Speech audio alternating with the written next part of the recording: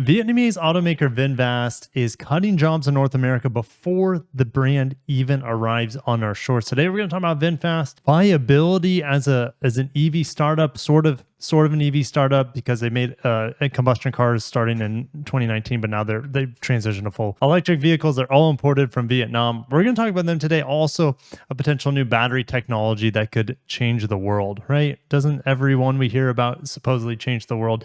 So let's talk about VinFast cutting 80 jobs in North America, including its United States chief financial officer. They're still hoping to put this brand on the stock market as an individual option. Now, take a step backwards. VinFast is the automaker of Vingroup. The Vingroup is probably the biggest company in Vietnam. They have hospitals, universities, power companies, etc. They are a monopolistic brand, you could say, for Vietnam. But CFO Rodney Haynes has left amid a restructuring of the business, according to people familiar with the situation. There's also layoffs in Canada. Late last month, it was said they were consolidating its US and Canadian strategic business and management operations into a single unit called VinFast North America, headquartered in LA. Van On Wen was named CEO of the new entity while maintaining her role as CEO of VinFast US Manufacturing. The company is still waiting for regulatory approval to begin construction of its $4 billion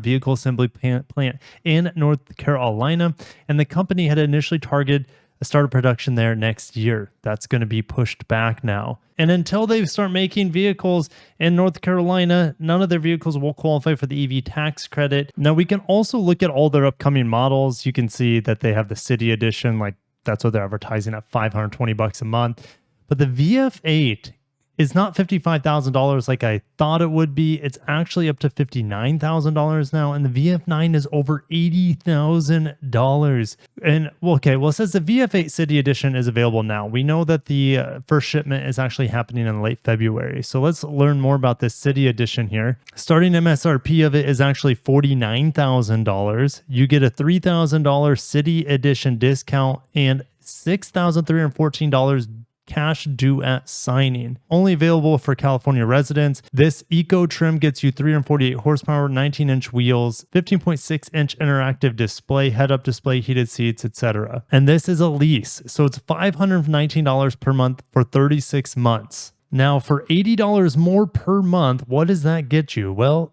you're still getting all-wheel drive. You get a little bit more horsepower, 402 horsepower now. You get upgraded wheels to 20 inches. You get leather seats, pano sunroof, and pretty much everything. I guess power assisted tailgate is not on the eco trim. 36-month lease, 10,000 miles per year. I guess the eco trim was at 10,000 miles per year. Starting MSRP of this model is $56,000. You get the $3,000 City Edition discount, and you also get the $6,300 cash due at signing. So they're throwing a lot of money here to get this vehicle leased right away. Now, looking at the VF8 here, the non-City Edition, you got a pretty cool 360 like configurator here. Well, what happened? There we go. You got a cool 360 degree configurator. You can click on different parts where it shows the cool frunk area. It's really hard to control, mind you, with my mouse. Maybe it'd be better with the touchscreen. Now, eventually you'll be able to get 21-inch wheels. We've seen 19, 20, and now 21-inch wheels. You have a bunch of different interior options here. I guess we can open up the door, kind of get a better idea here, but you can see the panel roof here. So you have a deep ocean green, you have sunset orange, VinFast blue. So you got, I guess, a decent amount of colors here. You got some packages too. But when I see this drop down and I see from $59,000 to $83,000, those are immediately off the table. Also, the VF7 is supposed to only have 280 miles of WLTP range. That is not the cycle we run on here in North America. Of course, we have our own EPA testing. The VF6 is 248 miles. So 248 miles, roughly converted to EPA miles, is only 217 miles of EPA range. And then if we look at 280 divided by 1.14 is the rough conversion, is 245 miles on the VF7. definitely not where it needs to be in order to make a splash in the market for sure. Now, VinFast says thousands of people have reservations. So if you're one of those people that have a reservation here in North America on one of their EVs, tell me why you would pick VinFast over Tesla or an established automaker's EV. But let's talk about the holy grail of batteries. We have a solid state lithium air battery that is doing things that we've never seen before.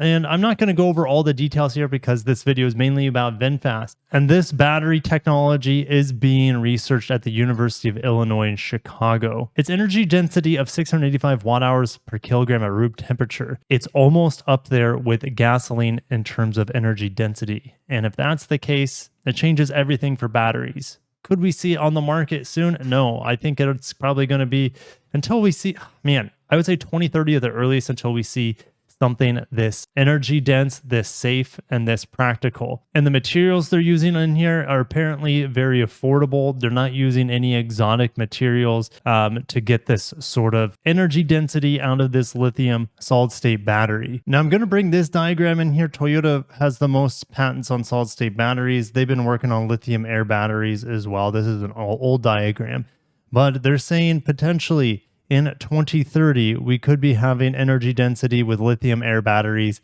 as high as 1,000 watt hours per liter, which is a volumetric measure. And we know this one is more of a weight measure with kilograms, boasting the 685 watt hours per kilogram. All solid state batteries should be coming online, at least for Toyota, by 2025.